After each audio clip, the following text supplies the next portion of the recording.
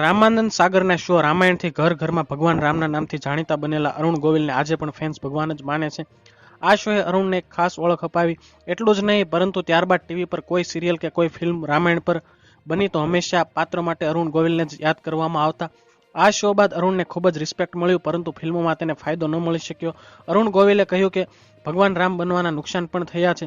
અરુણને ફિલ્મમાં lead એક્ટરનો role ન મળ્યો કેમ કે દર્શકોના ભગવાન રામના રૂપમાં જોવાયા અને પસંદ કરાયા. અરુણે ખુદ એક ઇન્ટરવ્યુમાં જણાવ્યું કે રામાયણથી તેમની લાઈફમાં ઘણી કેટલીક સારી તો કેટલીક ખરાબ વસ્તુઓ પણ થઈ છે.